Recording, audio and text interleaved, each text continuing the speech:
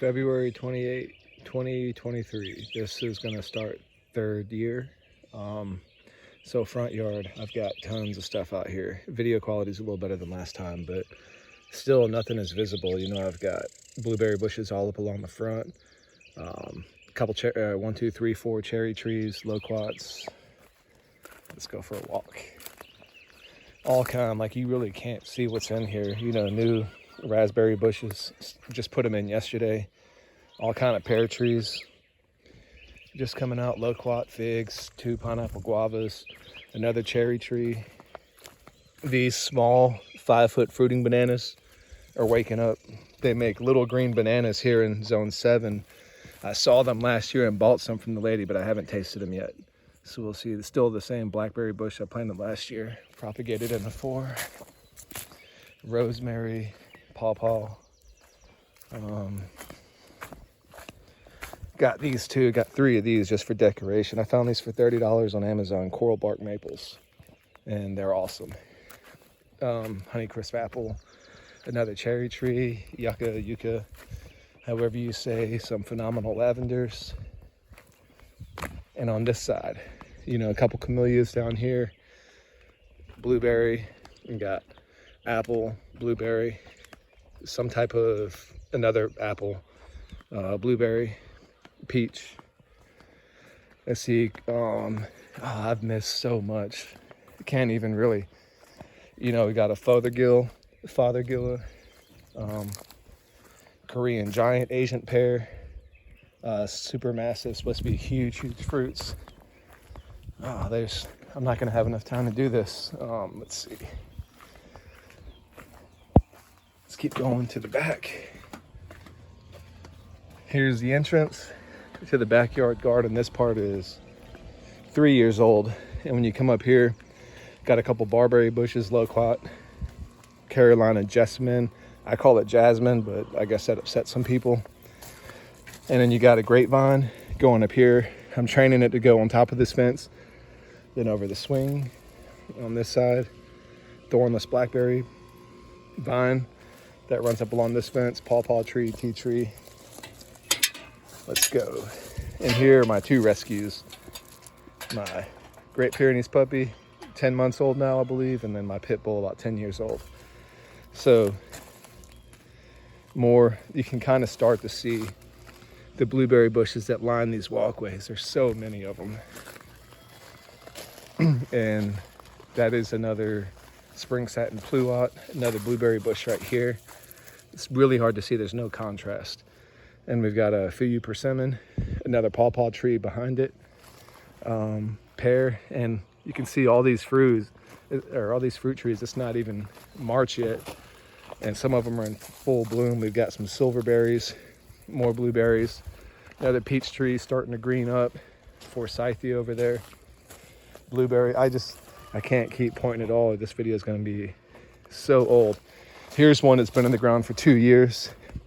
Last year it fruited, it lost all of its fruit. Well, no, I'm sorry, it didn't. It had about 10 fruits left, but it survived about 4 freezes. This was in full flower when it hit 27 degrees. It's still alive, and then when I start to open up some of these little flowers in here, I'm not going to try to do it on here. They've all got, let's see if I can find one. I've got an insane, I can't even tell if it can see it, but each of these flowers has a little tiny green bud, so we're getting flowers now, or fruits. Over here, these are sea berries. Got another sea berry over there. Got 7 sea berries, or 6 sea berries. Here is one of my biggest trees right here. This is another one that's been in the ground. This will be the 3rd year.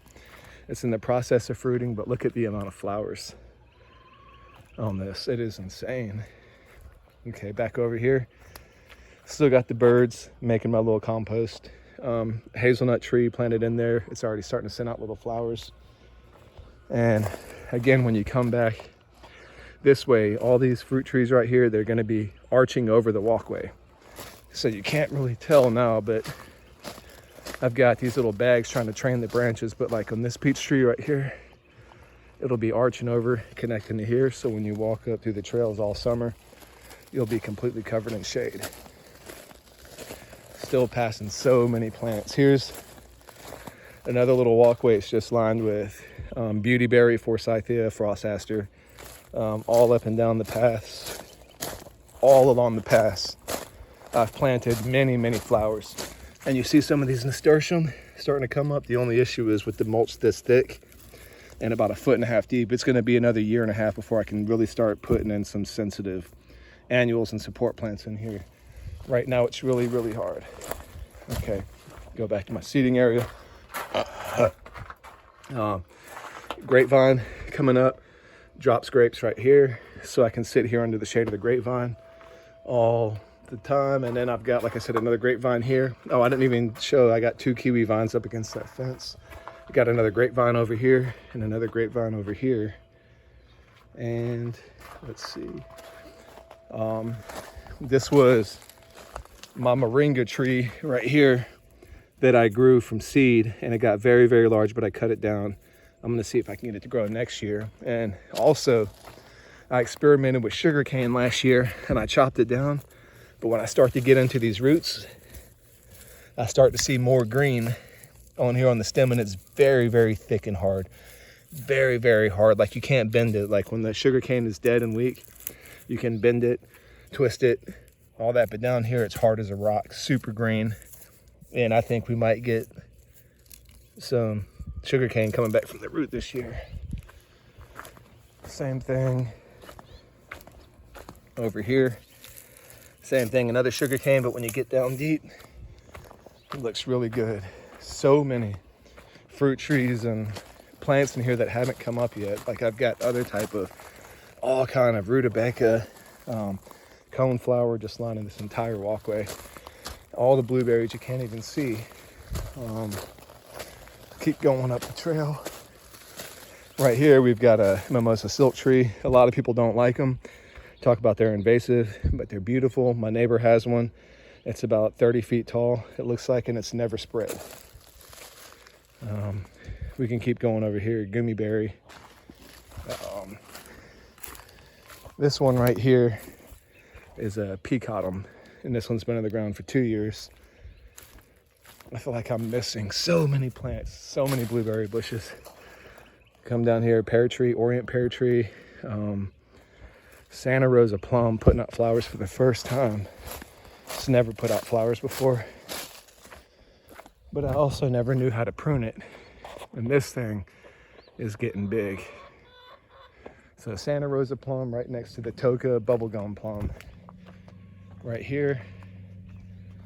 And then right here we have another Asian pear and another Asian pear.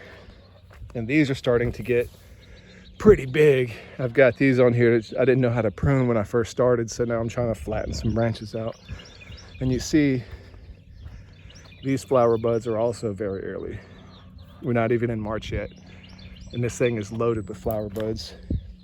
Now over here in this little section by the window, by my bedroom window, I've got banana trees planted, tons of elephant ears. And I'm starting to work on my forest floor, because even though it's 1.5 feet deep, since I'm at a low spot here on the slope, the water sits right here, soups down, and now all this mulch right here that's been here, I mean, look at this. Like I plant in this. Like I just put in some new strawberry starts, swamp rose, tons of Christmas ferns I'm putting in here, tons of strawberries. And what my thought is that these ferns and strawberries will trap the leaf litter. So I won't have to keep bringing in mulch, because right now when I put leaf litter down, or leaf mulch, it blows away very, very fast. Okay.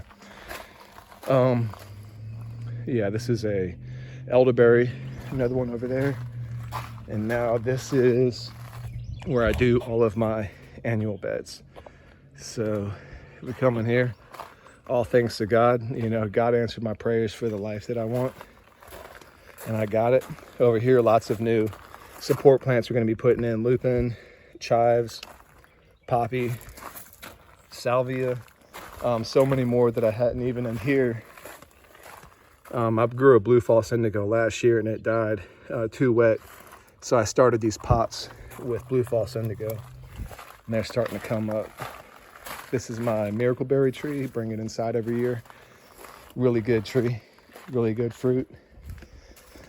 Now we're in the annual garden space. So this one I've already planted my sugar peas or frost peas, whatever they are. They're going to give me privacy on this fence. Got some raised beds right here that I've been using for a while. And here's my second composting system called the sub pod. You know, you just add in your food, mix it up with these little things, and then it creates tons and tons of compost, rich worm castings, and incredibly useful. So yeah, I got these little shade cloths up here too, because what I do is I run my trellis and plants up this trellis to give me shade through this tunnel, and then back here I just use my other 7 beds. These all hold about 3 cubic yards of soil each, and I didn't know anything about hugelculture when I started, so I spent a lot of money on soil.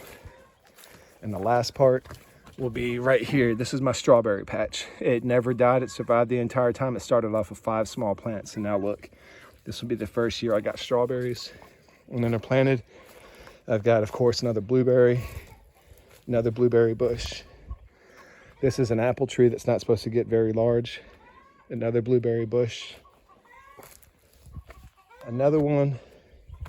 And then this is my Bonanza peach. It's supposed to only get about 6 feet tall, but we'll see. Let's see, let's move back here. And I had to dig out a concrete trench. I hate using concrete.